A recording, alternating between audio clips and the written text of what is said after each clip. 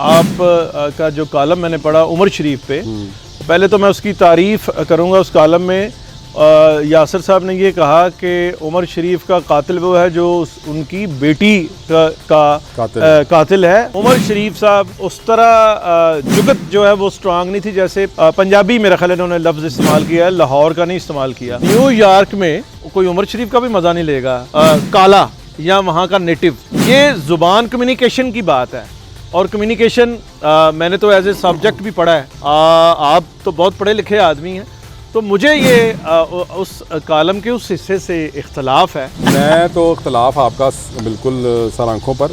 सच्ची बात यह है कि इस बारे में आपकी राय ज़्यादा साहिब है मुझसे, क्योंकि ये आपका फील्ड है, आपका शोबा है। ये मेरा इसमें सिर्फ ये मैंने कतन नहीं उसका मतलब था कि पंजाबी ज़ुबान में ह्यूमर है और उर्दू में नहीं है। नो, ये ऐसी बात है, हर ज़ुबान में ह्यूमर। सोहेल साहब ने कहा है, जो उनका BBC में मैंने लिखा है, सदी का सबसे बड़ा फनकार, और उन्होंने मुनव्वर ज़रीफ साहब का नाम लेके कहा है और अमानुल्लाह साहब का भी नाम लिया है। उन्होंने कहा है कि वो क्योंकि पंजाबी में उन्होंने कॉमेडी की और उर्दू कॉमेडी करने वाले का रेडियस बहुत ज़्यादा हो जाता है। मेरा ख्याल है सोहेल साहब ने मुबालगराई की है इसमें, उसमें मैं बहुत अच्छे अदाकार हैं वो, क्योंकि उमर शरीफ साहब अब दुनिया से चले गए ना। एक ये हमारे मशरकी एक उसका भी तकाजा होता है कि हम जाने वाले की तारीफ़ें जो हैं वो करते हैं, और ठीक है। लेकिन अब चूँकि अगर खालिस्तान मुझसे कोई अगर ये कंपैरिजन करवाया तो मैं फिर अपने मौक़िफ़ पे कि उमर शरीफ वो कॉमेडियन है जिसको अनवर मकसूद के लिखे की ज़रूरत नहीं है। मोइन अख्तर साहब को उसकी ज़रूरत थी, बुशरा अंसारी साहबा को उनकी ज़रूरत रही, और भी बहुत सारे आर्टिस्टों को। तो बात पर मौक़िफ़ पर मैं अभी कायम हूँ, ठीक, कि जो पंजाब के जो ये अदाकार थे मज़ाहिया, इनका दूर दूर तक कोई मुवाज़ना नहीं। हसन निसार साहब फरमाते हैं मुस्लिम उम्मा का जापान हो सकता है अगले सालों में अफ़गानिस्तान। तो आप अफ़गानिस्तान, जी जी जी, ये बात उन्होंने बकायमी होशो-हवास की। जी जी। एक तो यासा पता क्या है, मैं अब बात आगे भी करूँगा कि आपका ना ये शोबिज़ या फ़नून जो है ना, आपके डायरेक्ट उसमें आते नहीं है डोमेन में, इनडायरेक्ट आते हैं। आपकी जो क्रिटिसिज्म है ना, बाज़ का दलीप कुमार पे बात करते हुए आप सुदागर फिल्म से शुरू करते हैं, मैंने किया वो एंड हो जाता है। सुदागर का तो मैंने नाम ही नहीं लिया था वो। और फिर एक मैंने ना, मुझे शदीद इख्तलाफ है आप का जो कॉलम मैंने पढ़ा उमर शरीफ पे, पहले तो मैं उसकी तारीफ़ करूँगा। उस कॉलम में यासर साहब ने ये कहा कि उमर शरीफ का कातिल वो है जो उनकी बेटी का कातिल है, और वो डॉक्टर जिसने जाली डॉक्टर जिसने ऑपरेट किया और वो बेचारी मर गई, और उसके बाद उमर शरीफ साहब भी कुछ महीनों में मर गए, लिवर ट्रांसप्लांट करते हुए। लिवर ट्रांसप्लांट करते। और दूसरी बात यह है जिसमें मैं डिसएग्री करता हूँ यासर साहब से, और मैं करूँ सोच के आया ऐसा क्या गल करनी है। यासर साहब ने उसमें लिखा कि उमर शरीफ साहब की उस तरह जुगत जो है वो स्ट्रांग नहीं थी, जैसे पंजाबी मेरा ख्याल इन्होंने लफ्ज़ इस्तेमाल किया है, लाहौर का नहीं इस्तेमाल किया। जबकि मेरा ये रिसर्च है और मेरा ये कहना है कि पाकिस्तान का और पंजाब का कोई भी कॉमेडियन, उसमें अब मुनव्वर ज़रीफ साहब भी शामिल करें, उनका मैं आपको पता बहुत शदीद फ़ैन हूँ, और अमानुल्लाह साहब भी शामिल करें। उमर शरीफ की जो रफ्तार थी और ताकत थी बात करने की और फ्लुएंसी सी, वो डबल थी हर हमारे पंजाबी आर्टिस्ट से, वो डबल सी। और मैंने फिर ट्रैवल भी किया है, अमेरिका भी मैंने देखा है उमर शरीफ के साथ फिर के, UK में भी, और मैं रेफरेंस दूंगा वो अमिताभ बच्चन जिसमें बैठे हुए हैं और उमर शरीफ परफॉर्म कर रहे हैं, उस शो में मैं लाहौर से गया था कवर करने। उमर शरीफ का कंपैरिजन नहीं है सर पंजाबी। अच्छा फिर देखें, फिर एक चीज़ को ना क्लियर करने की ज़रूरत है कि हम जो आपकी मादरी ज़बान पंजाबी है, मेरी भी पंजाबी है, असी लिखने उर्दू च, ठीक है जी। फैज़ साहब भी सियालकोट दे सन, अलामा इकबाल साहब भी मादरी ज़बान उन्होंने पंजाबी, लेकिन उर्दू लिखा, फ़ारसी लिखा, बहुत बड़े लोग थे वो। मेरा मुकदमा और केस ये है कि हर ज़बान में पंच होता है लतीफ़ा कहने का, जुगत करने का, पश्तो में भी, सिंधी में भी। अब मुझे पखैर रागले से आगे पश्तो नहीं आती, अगर कोई पश्तो कोई लतीफ़ा सुना रहा होगा मुझे कन्वे नहीं होगा। इसी तरह पंजाबी ज़बान भी हमारी पंजाबी ज़बान है, हम इन्हें एंजॉय करते हैं। न्यूयॉर्क में कोई उमर शरीफ का भी मज़ा नहीं लेगा, काला या वहाँ का नेटिव, ये ज़ुबान कम्युनिकेशन की बात है। और कम्युनिकेशन मैंने तो एज ए सब्जेक्ट भी पढ़ा है, आप तो बहुत पढ़े लिखे आदमी हैं, तो मुझे ये उस कालम के उस हिस्से से इख्तलाफ है। बिस्मिल्लाह बिस्मिल्लाह, आपने तो पूरी किताब लिख दी है 2 मिनट में। मैं तो इख्तलाफ आपका बिल्कुल सर आँखों पर। सच्ची बात यह है कि इस बारे में आपकी राय ज़्यादा साहिब है मुझसे, क्योंकि ये आपका फील्ड है, आपका शोबा है। ये मेरा इसमें सिर्फ ये मैंने कतन नहीं उसका मतलब था कि पंजाबी ज़ुबान में ह्यूमर है और उर्दू में नहीं है। नो, ये ऐसी बात है, हर ज़ुबान में ह्यूमर होता है। ठीक, ज़रा ये क्लियर हो गई बात।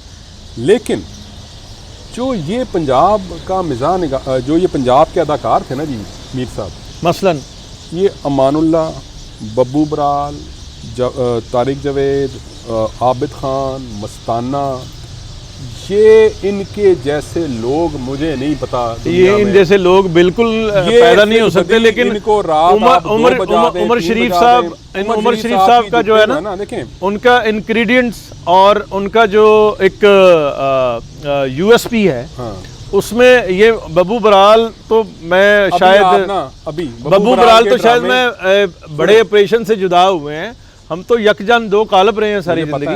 बब्बू में ये वाला जो है ना, सोहेल अहमद का मैं नाम भूल गया, और भी बहुत सारे नाम है जो मैं भूल गया हूँ इस वक्त। सोहेल साहब का कहना है, सोहेल साहब ने कहा है, जो उनका बीबीसी में मैंने लिखा है, और अमीर टाकीज़ में ही उनका हमने वो प्रोड्यूस किया। इसमें उनका कहना है कि सदी का सबसे बड़ा फ़नकार, और उन्होंने मुनव्वर ज़रीफ़ साहब का नाम लेके कहा है और अमानुल्लाह साहब का भी नाम लिया है। उन्होंने कहा है कि वो क्योंकि पंजाबी में उन्होंने कॉमेडी की और उर्दू कॉमेडी करने वाले का रेडियस बहुत ज़्यादा हो जाता है।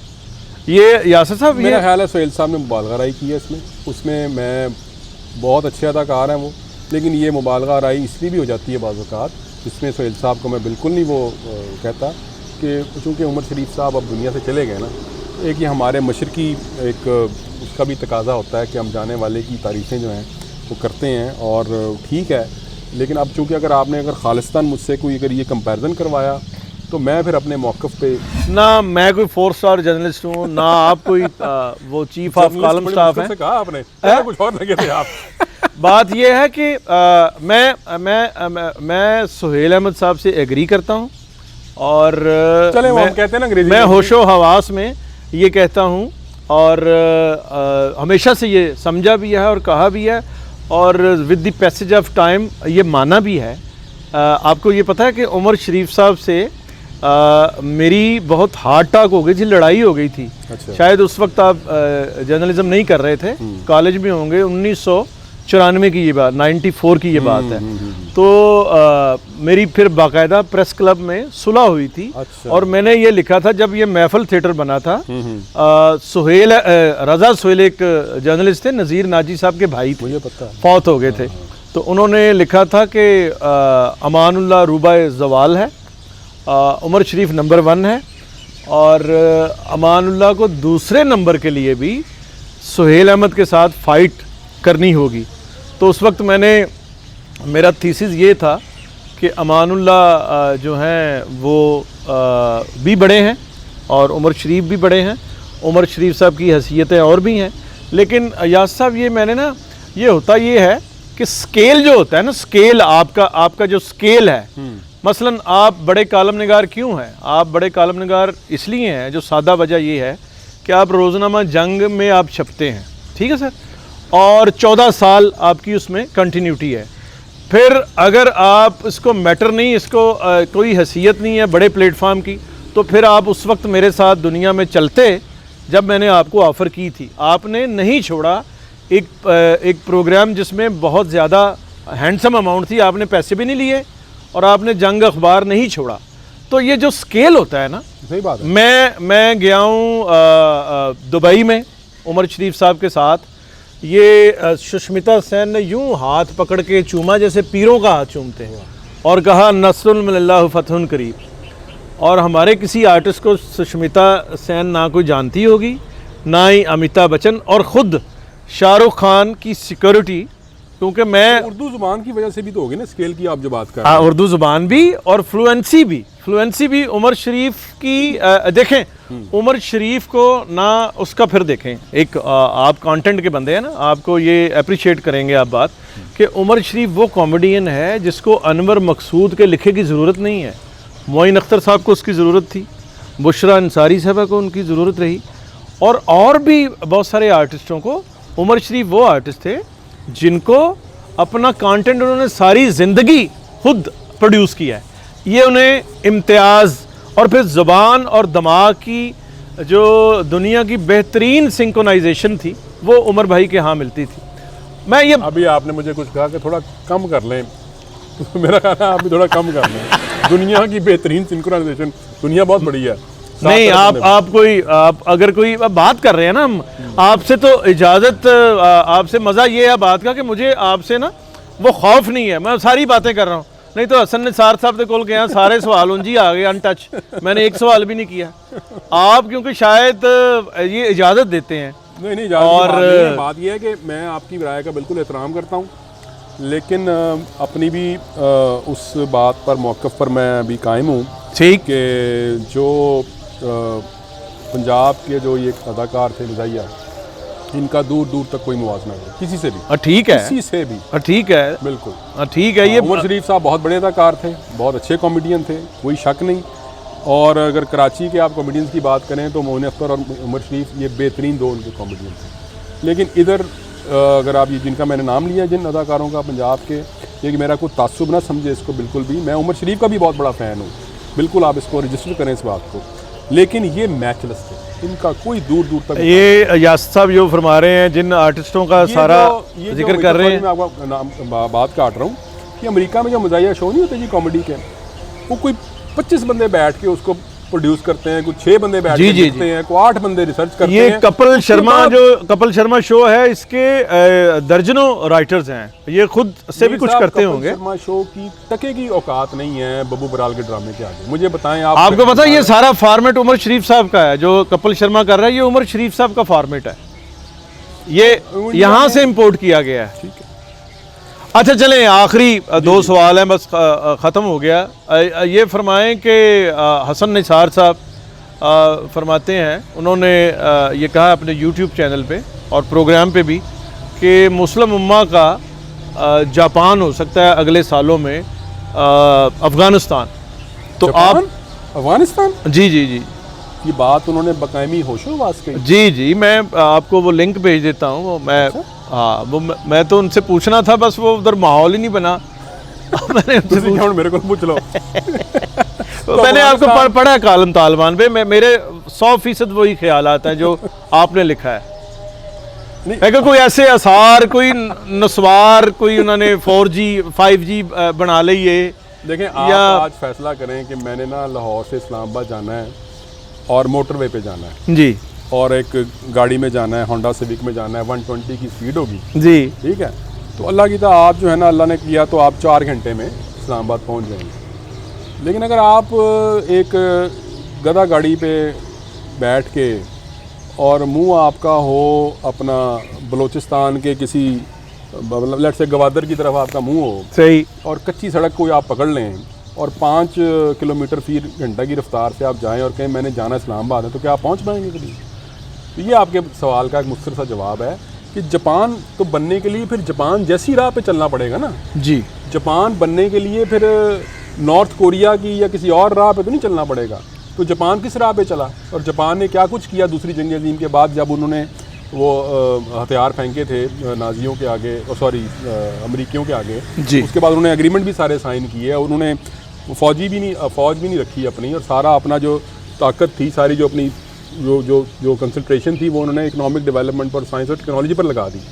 इधर आपको कौन सी यानी नज़र आ रही है साइंस और टेक्नोलॉजी पर उन्होंने कौन सा फोकस किया है अफगानिस्तान ने? मतलब आप मुझे ये बताएं सर, उन्होंने ये तरक्की, साइंसदान है उन्होंने जो सारा काम करेगा।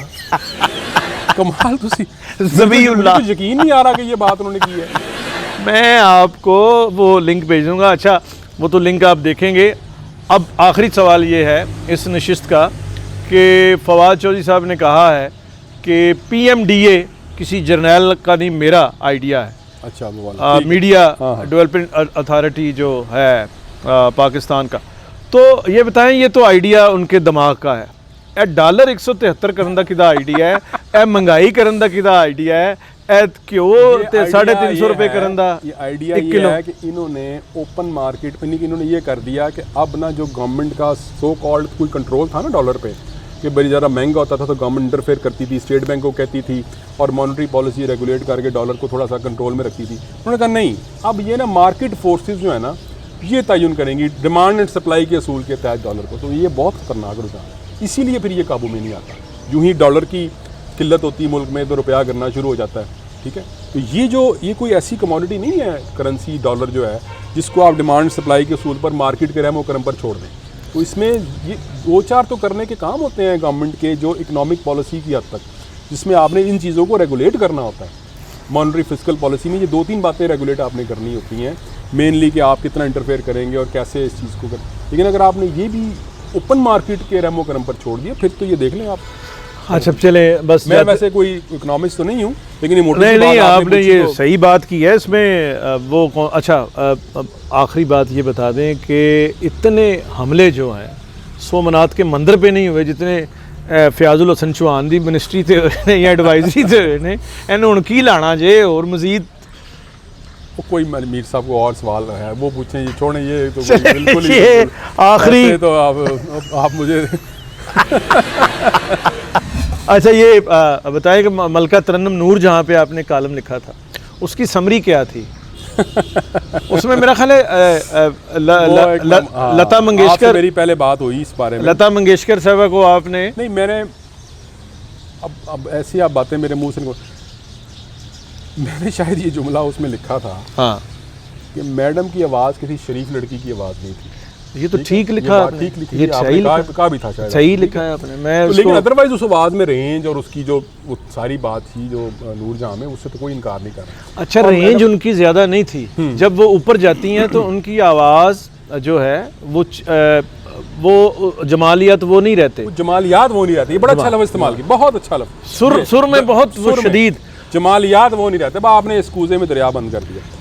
लता मंगेशकर के बारे में भी शायद मैंने उसी कॉलम में लिखा था कि उनको मेरी राय में 1995 में जब ये आई थी ना दिल वाले दुल्हनिया ले जाएंगे, उसके बाद उनको नहीं गाने गाने। हाँ ठीक, मेरा ख्याल इससे भी आपने शायद आपने सही कहा था। उसके बाद ना उनकी आवाज़ में ना एक अजीब बुढ़ापा सा आ गया था, जो कि देखिए ना 90-91 साल हाँ, की वो अब तो हुई हैं, अब उस हुई वक्त ना। भी तो वो ठीक। काजोल ने उस वक्त जो गाने गाए ना मेरे ख्वाबों में जो आए 95 में लता, वो बिल्कुल मेरा ख्याल है लाहौर के एक ढाड़ी की बात सुनाता हूँ, मलका तरन्नुम नूर जहाँ और लता जी की, उस पर ख़त्म करते हैं। मैं एक सिंगर के यहाँ गया, वो सिंगर का नाम भी ले लेते हैं, कोई मसला नहीं, शायदा मिनी, उनके घर गया तो वो वहाँ एक साहब थे ज़फ़र इकबाल बाजी, बहुत बड़े उस्ताद हुए हैं। तो उन्होंने कहा ये ताहिर सरोवर मीर को भी सुनाएं बात, म्यूज़िक इनका भी सब्जेक्ट है। तो मैंने कहा हाँ सब क्या बात? उन्होंने कहा जी सवाल इन्होंने किया है कि लता ते नूर जहाँ की फ़र्क है, तो मैं इन्होंने दसिया है, बेटा जी ने दसिया है कि वही फ़र्क है जेड़ा शेखपुरा ते लंदन च फ़र्क है। इंटरव्यू अब आपका भी होना चाहिए। इजाज़त दीजिए और फिर मिलेंगे। बहुत शुक्रिया, खुदा हाफिज़।